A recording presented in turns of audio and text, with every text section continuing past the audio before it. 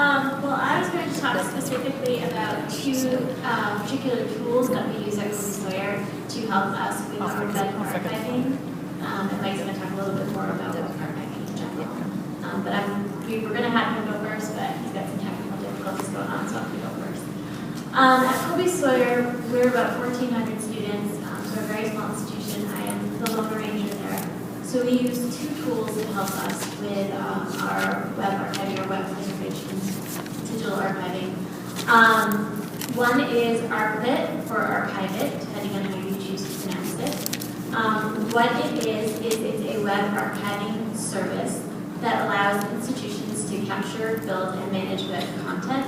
And how that's done is it sets up a crawl, and you can do that based on URLs, and then you can schedule that either bi-weekly, monthly, however you choose to schedule it.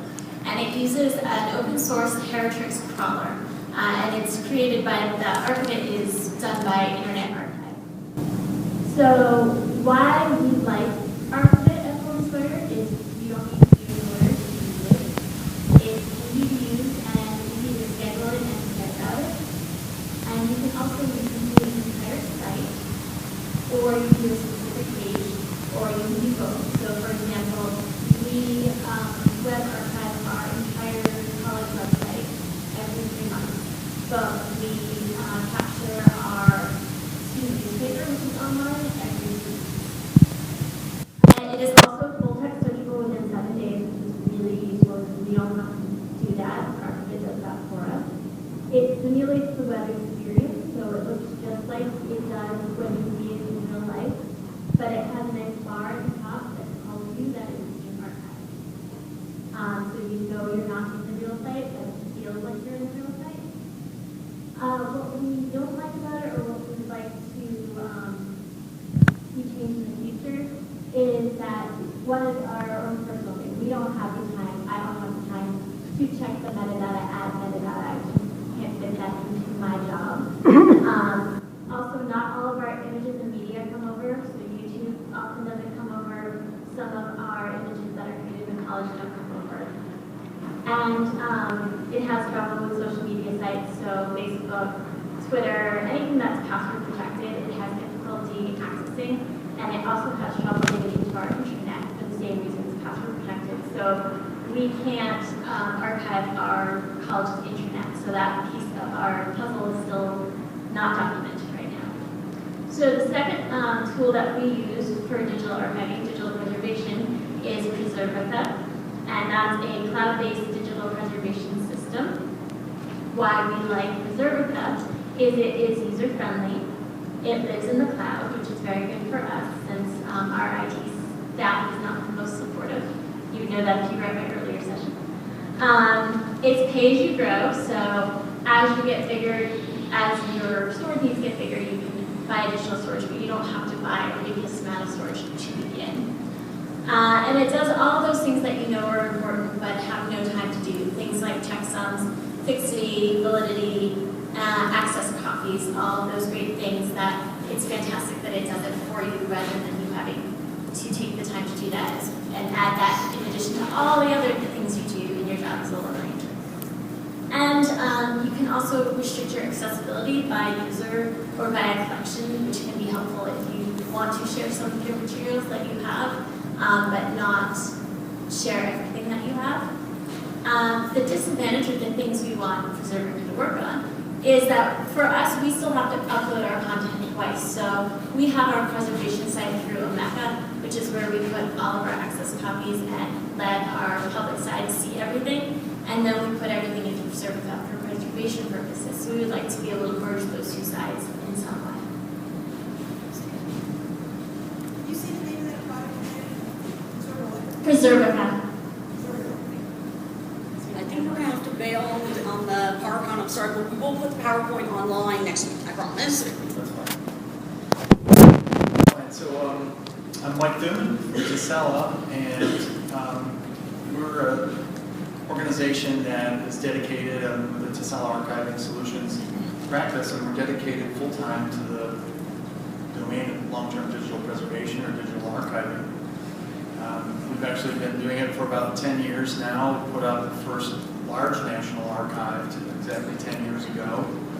And so we're often used to provide subject matter expertise or consulting on projects of all sizes. It might be requirements gathering, doing assessment, helping again develop a strategy for an organization. But we get to do a lot of education and outreach. So I was an instructor for the Library of Congress for the first Depot Train the Trainer session. And we do a lot of regular talks in library information science classes provided by professors. But it's not all, again, theory. We have this decade of hands-on experience. Out of those projects, we actually developed two products. One was called Safety Deposit Box, and we then put that application in the cloud, and that's called Preservica. So that's the solution Kelly mentioned. So Preservica, the reason why we're here at this meeting is we really feel after almost a decade, we can say we really broke down some significant barriers in terms of making available a very complete, robust environment that can authenticate and provide permanence or guarantee permanence for digital files of all types. And so by taking this sophisticated application and basically in a day of training, you can be using this application and ingesting things, working on your collections and your records quite quickly.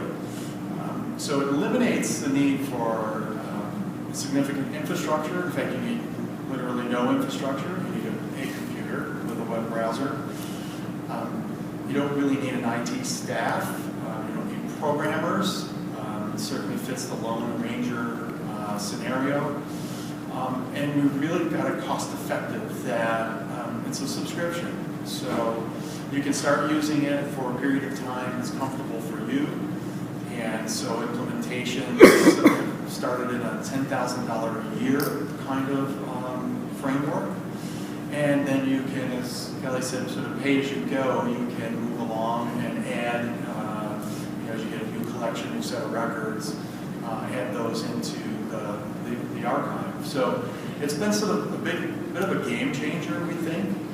And so we're pretty excited about it. There's others, you mentioned Abby was going to be on the panel and she had another talk. She's from Hagley Museum and Library. And so they started last September with Preservica, and Michigan Archives, State Archives, Karen Wojcik is sort of the lone person there. And the State of Kentucky Library, there's Mark Myers, sort of key person there. So I think we've pretty much sort of broken that barrier. Really, somebody else said to me, they said, I think you really democratize something that's not been within reach of people that really need it, and I tend to agree with that. And so we really feel, again, that this might be something both colleges, universities, and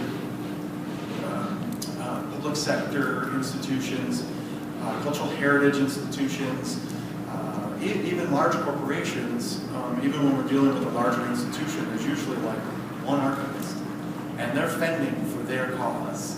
And we're in there with them battling and saying, we can help you make the case. So now we have some tools too that we can offer for free. It's things like helping make the business case. So it fits into your advocacy. What if you got to put some numbers on this? And then there's another tool, it's digital value at risk. So we came up with this calculator that you can analyze what records and collections you have, put some basically value attributes on that, and graphically depict it.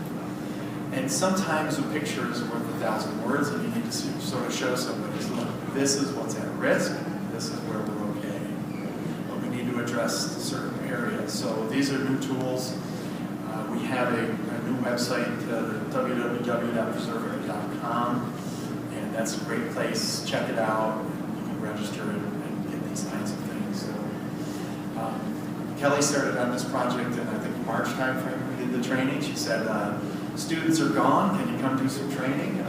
Day and a half, and they're up and running, and I think been quite successful from what I've heard. So we would look forward to more discussion on this area in any aspect. If you want to just be a learner and need to know more about it, where you really are ready as how do I really make this happen?